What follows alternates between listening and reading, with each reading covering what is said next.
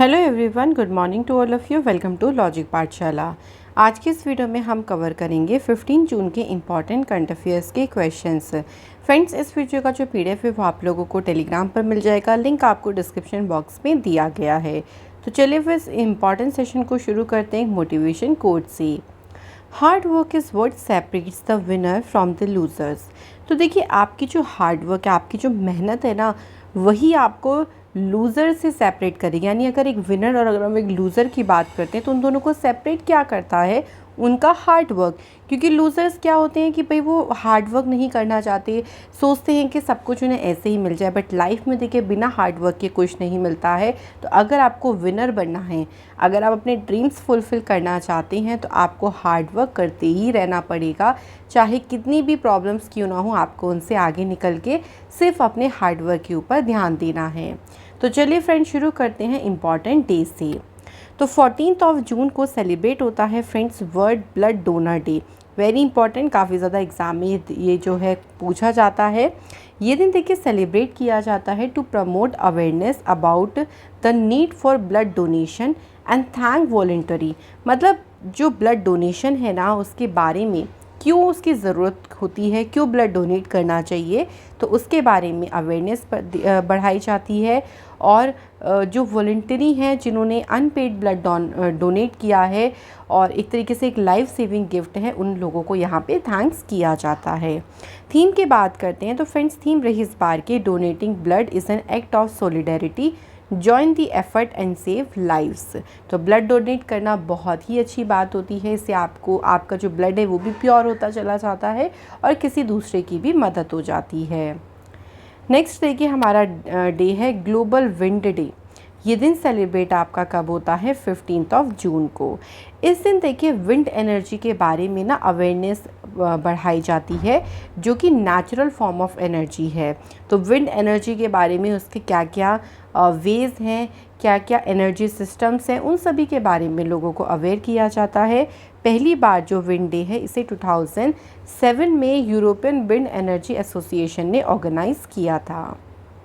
Next हमारा important day है world Elder Abuse Awareness day. ये भी आपका 15 जून को सेलिब्रेट किया जाता है।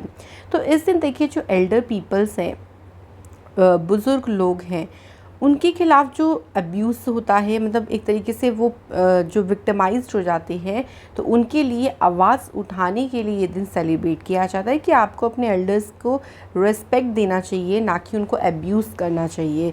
World Elder Abuse Awareness Day was launched 15 June 2006 by the International Network for the Prevention of Elder Abuse and the World Health Organization at the United Nations. तो simply पहली बार ये 2006 में सेलिब्रेट किया गया था। तो ये थे हमारे आज की इम्पॉर्टेंट डे। अब शुरू करते हैं पहले क्वेश्चन से। पहला क्वेश्चन है which country has become India second biggest supplier of oil behind Iraq in May 2022। यानी इराक के बाद भारत का जो दूसरा सबसे बड़ा तेल आपूर्तिकर्ता देश है वो कौन सा बन गया है? तो हमारा यहाँ पे राइट आंसर हो जाएगा फ्रेंड्स रशिया।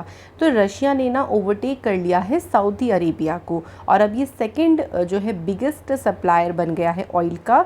किसके बिहाइंड? इराक। यानी पहले नंबर पे कौन है? इराक है। India bought about 25 million barrels of Russian oil in May 2022 और over 16% of oil their oil imports. तो इतना जो है वो ख़रीदा है भारत ने रशिया से। अमेरिका और चाइना के बाद जो है वो भारत तीसरा सबसे बड़ा कंज्यूमर यानी लार्जेस्ट कंज्यूमर बन गया है ऑयल का, जो कि 85% से भी ज़्यादा क्या करता है? इंपोर्ट करता है। ठीक है, तो ये छोटे छोटे पॉइंट्स जो कि हम डिस्कस करते हैं फ्रेंड्स, ये सभी इम्पॉर्टेंट है। बात करते हैं रशिया की। तो एरिया वाइज अगर हम बात करते हैं तो जो लार्जेस्ट कंट्री है ना वो कौन सी है? रशिया। अगर मैं आपसे बोलूँ कि पॉपुलेशन वाइज लार्जेस्ट कंट्री में कौन सा आता है, तो वो आपका आंसर हो जाएगा चाइना। दोनों ध्यान रखिएगा। कैपिटल है रशिया की मॉस्को। यहाँ पे करेंसी है रशियन रूबल। प्रेसिडेंट है व्लादिमीर पुतिन और यहाँ के प्राइम मिनिस्टर है मिखेल मिशुतीन। नेक्स्ट क्वेश्चन पे चलते हैं फ्रेंड्स। तो क्वेश्चन है the navies of India and dash have begun an 11-day coordinated patrol जिसे हम शॉर्ट में कहते हैं CORPAT in the Andaman Sea and Malacca Strait. तो भारत और कौन से देश की नौसेना के बीच में अंडमान सी और मलक्का स्ट्रेट में 11 दिन का जो कॉर्पेट है ये एक्सरसाइज देखिए ये शुरू हुई है। तो दूसरी कंट्री कौन सी है? तो राइट आंसर हो जाएगा फ्रेंड्स इंडोनेशिया। एक और चीज़ ध्यान रखिएगा, ये इसका कौन सा एडिशन है? 38th एडिशन है और ये 11 दिन चलेगा। मींस ये अब कब तक चलेगा? 24 जून तक जो है वो ये एक्सरसाइज चलेगी। दोनों देशों के बीच में पहली बार post pandemic coordinate patrol exercise ये हो रही है। Very important. कुछ और एक्सरसाइज की बात करते हैं। तो देखिए अभी हाल ही में एक्स खान क्वेस्ट एक्सरसाइज हुई है और ये एक मल्टीनेशनल पीस कीपिंग एक्सरसाइज है, मतलब इसमें काफ़ी सारी कंट्रीज़ ने पार्टिसिपेट किया, ऑलमोस्ट 16 कंट्रीज जिसमें भारत भी इंक्लूड है। इसके अलावा देखिए बोंगो सागर जो एक्सरसाइज है ये इंडिया और बांग्लादेश की नेवी के बीच में हुई और ये इसका तीसरा एडिशन हुआ था। कहाँ पे हुई? तो बांग्लादेश के पोर्ट मोंगला में। नेक्स्ट देखिए वरुण एक्सरसाइज, इसका 20th एडिशन हुआ है और ये इंडिया और फ्रांस की नेवी के बीच में अरेबियन सी में इसको कंडक्ट कराया गया। तो ये सभी इम्पॉर्टेंट एक्सरसाइज हैं, ध्यान रखेंगे। अगला क्वेश्चन है which country has become the world's first nation to introduce a printed warning on every cigarette, यानी कौन सा देश हर एक सिगरेट पर मुद्रित जो चेतावनी है, आपने देखा होगा कि सिगरेट पे भी एक वार्निंग से प्रिंट हुई रहती है, उसे लागू करने वाला दुनिया का पहला देश बन गया है। तो ऐसा करने वाला पहला कंट्री कौन सी बनी है? तो राइट आंसर हो जाएगा कनाडा।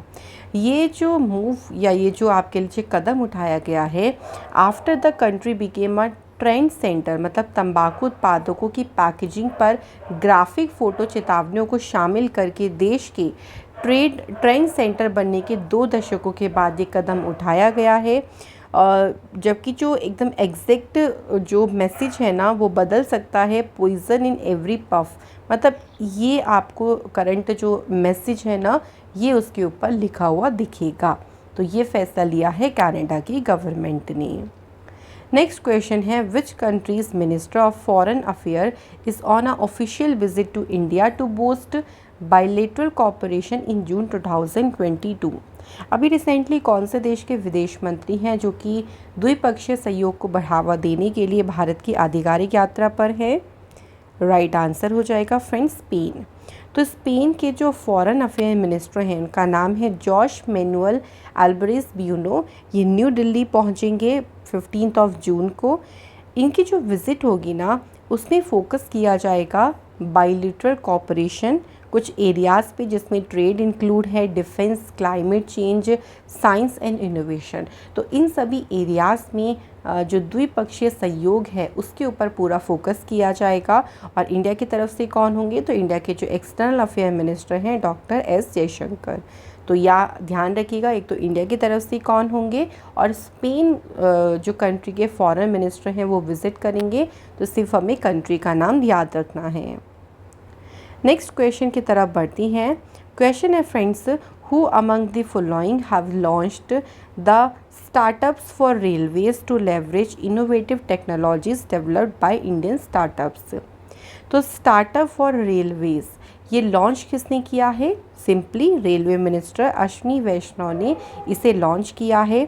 ये जो स्टार्टअप पॉलिसी है इसका मेन पर्पस है to leverage innovative technologies developed by Indian Railways, MSME innovators and entrepreneurs to improve the operational efficiency and safety on Indian Railways। तो भाई भारतीय रेलवे की जो ऑपरेशनल एफिशिएंसी है, जो सेफ्टी है ना, उसमें सुधार के लिए भारतीय स्टार्टअप्स हो गए, MSME इनोवेटर्स हो गए, उनके द्वारा जो नई नई इनोवेटिव टेक्नोलॉजीज़ है ना उनका लाभ उठाना, ये इसका मेन पर्पस है।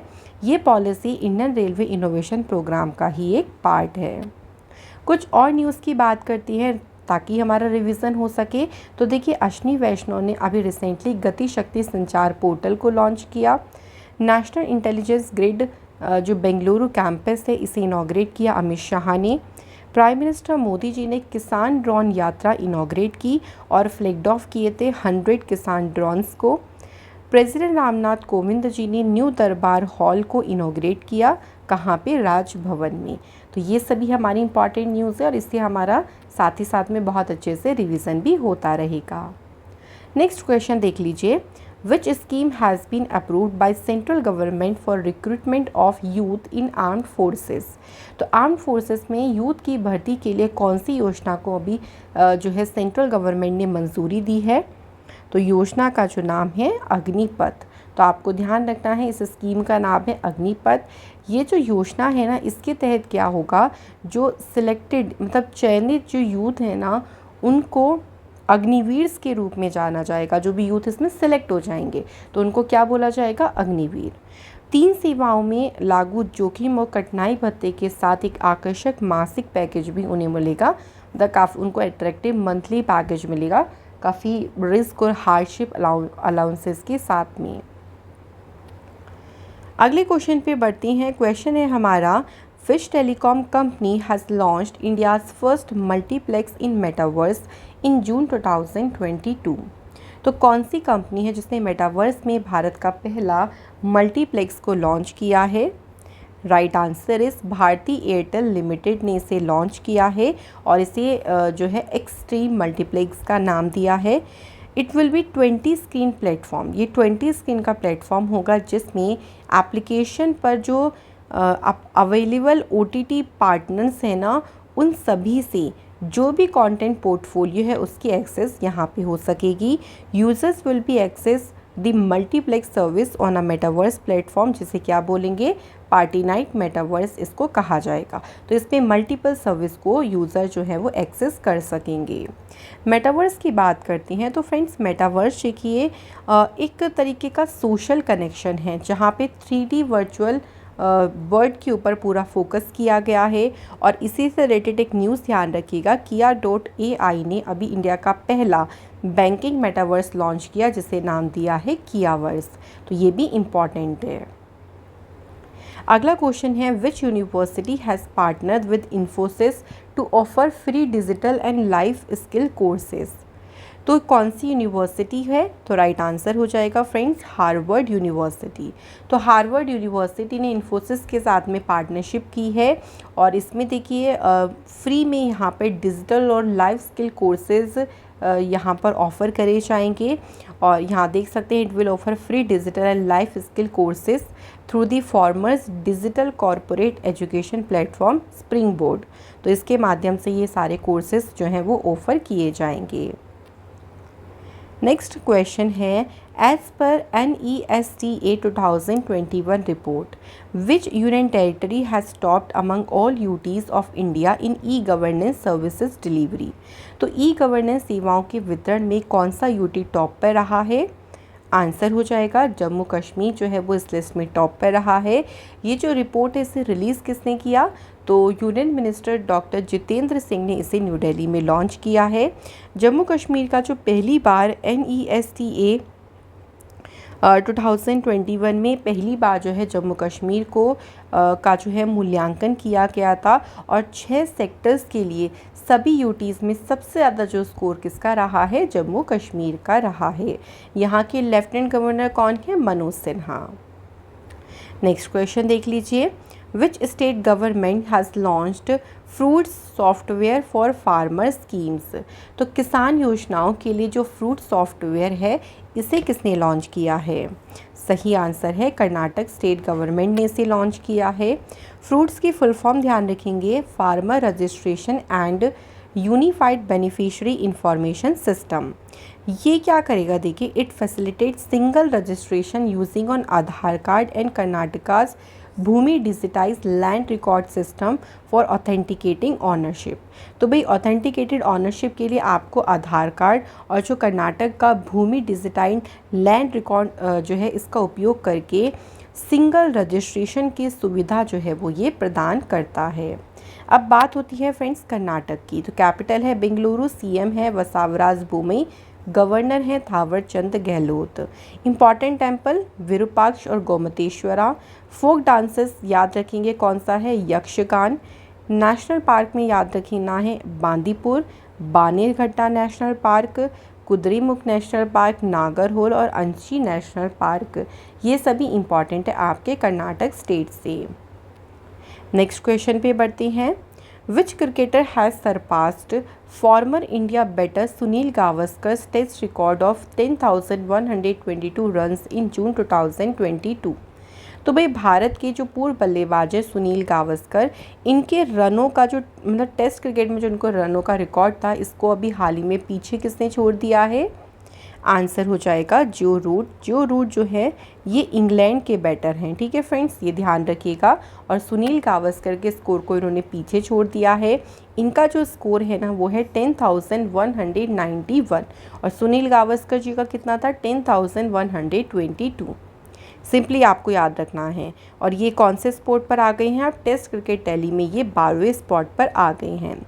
सबसे ज़्यादा जो इसमें मतलब इस टैली में लीड कर रही हैं उनका नाम है सचिन तेंदुलकर, जिनका स्कोर है 15,921 रन्स। तो आपको इनका नाम ज़रूर याद होना चाहिए। कुछ और इम्पॉर्टेंट स्पोर्ट्स न्यूज़ देखिए। अभी रिसेंटली रविचंद्रन अश्विन ने कपिल देव जी के 434 विकेट्स का जो स्कोर है उसको स्कोर को ब्रेक किया है। न्यूजीलैंड कीपर केन विलियमसन इन्हें कैप्टन ऑफ द ईयर का अवार्ड मिला है 15 एनुअल ESPN क्रिक इन्फो अवार्ड्स में। और इंग्लैंड के जो रूट हैं इनका नाम है leading cricketer in the world में। तो ये आपकी इम्पॉर्टेंट न्यूज़ हैं। Next question is who has broken national record in women's triple jump at the ongoing national interstate athletics meet in Chennai. तो चेन्नई में देखिए अभी क्या चल रही है? नेशनल इंटरस्टेट एथलेटिक्स मीट चल रहा है, जिसमें महिलाओं के जो ट्रिपल जंप है उसमें नेशनल रिकॉर्ड किसने ब्रेक किया है? आंसर हो जाएगा ऐश्वर्या बाबू। तो इन्होंने जो है ट्रिपल जंप का रिकॉर्ड ब्रेक किया है और इन्होंने 2011 में जो माइको जॉनी ने रिकॉर्ड बनाया था 14.11 मीटर का, उसके रिकॉर्ड से भी उन्होंने बेहतर जो है वो यहाँ पे रिकॉर्ड सेट कर दिया है। कुछ और स्पोर्ट्स न्यूज़ देखिए। आर प्रज्ञानंद ने अभी recently Norway chess group A open chess tournament जीता। अवनी लेखारा ने पैरा वर्ल्ड कप में जो है वर्ल्ड रिकॉर्ड सेट किया गोल्ड मेडल जीत के। विराट कोहली बने पहले इंडियन जिनके इंस्टाग्राम पे 200 मिलियन फॉलोवर्स हो गए हैं। और इंडिया ने पोलैंड को हराकर जीता है इनॉग्रल FIH हॉकी 5S का टाइटल। तो ये भी फ्रेंड्स आपकी इम्पॉर्टेंट न्यूज़ हैं। नेक्स्ट हमारा क्वेश्चन है who has created history by becoming first Indian to qualify for the pro circuit world snooker from the Q school qualifying championship. तो इसमें देखिए प्रो सर्किट वर्ल्ड स्नूकर के लिए qualify करने वाले पहले इंडियन कौन बन गए हैं? उन्होंने क्वालिफाई करने वाले पहले ही इंडियन हैं, तो इन्होंने एक हिस्ट्री भी यहाँ पे क्रिएट की है और इनका नाम क्या है? Himanshu Jain is the right answer. तो चैम्पियनशिप का जो आयोजन है ना वो कहाँ पे हो रहा है? बैंकॉक में हो रहा है। ओवरऑल अगर हम बात करते हैं तो हिमांशु जो है 5th इंडियन है ओवरऑल जिन्होंने इस सर्किट में एंट्री करी है। Next question is who among the following has become India 74th grand master in June 2022। Bharat के 74th नंबर के ग्रैंड मास्टर कौन बने हैं? तो आंसर हो जाएगा राहुल श्रीवास्तव। अच्छा, राहुल श्रीवास्तव ये कौन से स्टेट से बिलोंग करते हैं? ये क्वेश्चन आपसे पूछ सकते हैं, तो याद रखना है फ्रेंड्स तेलंगाना से। उन्होंने टाइटल अचीव किया है after breaking the 2500 ELO points, जो कि अभी हाल ही में 9th नंबर का कैटोलिका चेस फेस्टिवल हो रहा था इटली में, उसी दौरान। देखिए ग्रैंड मास्टर बनने के लिए जो प्लेयर है ना उनको 3 ग्रैंड मास्टर नॉर्म सिक्योर करने होते हैं और जो उनकी लाइव रेटिंग है वो 2500 ELO पॉइंट्स होना चाहिए। फर्स्ट ग्रैंड मास्टर की बात करते हैं तो वो कौन थे? विश्वनाथ आनंद। और ये कब बने थे? 1988 में। ये बहुत ही इंपॉर्टेंट है। देखिए आप सभी को पता है हर महीने के लिए ICC player of the month का टाइटल दिया जाता है। तो अब अगर हम बात करते हैं मई मंथ की, तो मई मंथ के लिए ICC player of the month में मेंस में किसे मिला है? एंग्लियो मैथ्यूज़ को। आप देख सकते हैं ये श्रीलंका के प्लेयर हैं। और वुमेंस में मिला है ट्यूबा हसन, ये पाकिस्तान की प्लेयर है। तो आपको दोनों ध्यान रखने हैं, साथ ही में आपको उनकी कंट्री भी ध्यान रखनी है, ये भी इम्पॉर्टेंट है। अब हम इस बार की यानी 2022 के अभी तक के जो मंथ्स रहे हैं उनके बात कर लेते हैं प्लेयर ऑफ द मंथ की। तो जनवरी से शुरू करते हैं। जनवरी में मेंस में देखिए कीगन पीटरसन है। साउथ अफ्रीका से, और वुमेंस में है हेदर नाइट, ये इंग्लैंड से हैं। फरवरी की बात करते हैं तो मेंस में किसे मिला है, इंडिया के श्रेयस अय्यर को, और वुमेन में नाम किसका है, एमिलिया केट जो कि है न्यूजीलैंड से। उसके बाद देखिए मार्च में पाकिस्तान के बाबर आजम मेंस कैटेगरी, और वुमेंस में ऑस्ट्रेलिया की रेचल हाइनेस। इसके बाद अप्रैल में मेंस में है साउथ अफ्रीका के केशव महाराज, और वुमेंस में है ऑस्ट्रेलिया की एलाइसा हीली। तो अभी तक ये सभी हमारे इंपॉर्टेंट रही हैं, तो इन सभी को फ्रेंड्स ध्यान रखिएगा। तो आज हम करते हैं रिवीजन, हमारे सारे क्वेश्चंस हो जाते हैं फिनिश। चलिए पहला question, which country has appointed veteran diplomat Choe Son Hui as its first female foreign minister. Right answer हो जाएगा नॉर्थ कोरिया। नेक्स्ट है, कौन सी कंट्री में आसियान इंडिया फॉरेन मिनिस्टर्स की मीटिंग जो है इसकी मेज़बानी करने जा रहा है, तो इसकी मेज़बानी करेगा इंडिया। नेक्स्ट है, who has become the world second longest reigning monarch in history after French Louis 14। तो आंसर हो जाएगा एलिजाबेथ सेकेंड। नेक्स्ट है, इनमें से कौन सा आईआईटी है जिसने एम्स के साथ कोलैबोरेशन किया to offer programme in medical technologies. तो हमारा आईआईटी का नाम कौन सा हो जाएगा यहाँ पे, आईआईटी जोधपुर।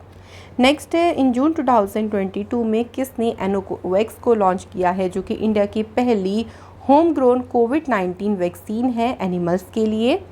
इसे लॉन्च किसने किया है, तो फ्रेंड्स आंसर हो जाएगा नरेंद्र सिंह तोमर। नेक्स्ट है, Which of the following will launch a research rocket from remote northern Australia?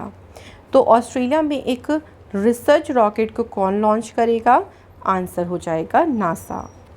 Next है, in which state Indian government is going to rehabilitate cheetahs from South Africa. तो South Africa से जो चीतास है वो कहाँ पे लाए जाएंगे, मध्य प्रदेश में। In which state Rajesh Exports Limited is going to set up the country's first electronic display plant? The right answer is Telangana. Next है, the CM of which state जिन्होंने अनवील किया मेस्कॉट और लोगो जिसका नाम है थाम्बी, और किसके लिए, फिडे चेस ओलंपियाड के लिए। तो ये लॉन्च किसने किया है, आंसर हो जाएगा तमिलनाडु के जो चीफ मिनिस्टर हैं एम.के. स्टालिन ने। कौन से बैंक ने अथर एनर्जी के साथ पार्टनरशिप करी to provide customers with vehicle financing. तो ये पार्टनरशिप किसने करी है, स्टेट बैंक ऑफ इंडिया ने। नेक्स्ट है, who has won the best actor musical award at the Tony Awards. तो इसमें बेस्ट एक्टर का अवार्ड किसने जीता है, माइल्स फ्रोस्ट ने। किसके लिए, एमजे के लिए। तो ये भी हमें याद रखना है फ्रेंड्स। तो ये थे हमारे सभी इंपॉर्टेंट क्वेश्चंस। कल मैंने आप लोगों से क्वेश्चन पूछा था फ्रेंड्स कि global home price index Q4 में भारत की रैंक क्या है। तो भारत इसमें है 51 प्लेस पे, और टॉप कंट्री पे है टर्की।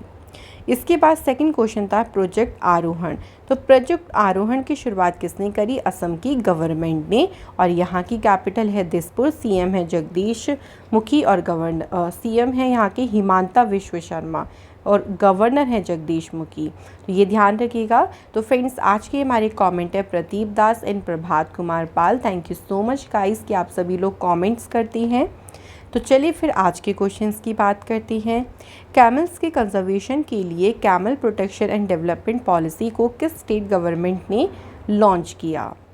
सेकेंड क्वेश्चन है, according to the report released by ACI world wide, कौन सी कंट्री ने रियल टाइम ट्रांजेक्शन्स में टॉप पोजीशन हासिल करी है इन द ईयर 2022। तो फ्रेंड्स ये दो क्वेश्चन आप सभी के लिए हैं। मैं आशा करती हूँ कि आप सभी की स्टडी बहुत अच्छी चल रही होगी, और जो भी एग्ज़ाम्स आप लोगों के लिए हैं आप उनकी अच्छे से तैयारी करें, पूरी तरीके से मेहनत करें। देखना आपका एग्ज़ाम ज़रूर ही क्लियर हो जाएगा।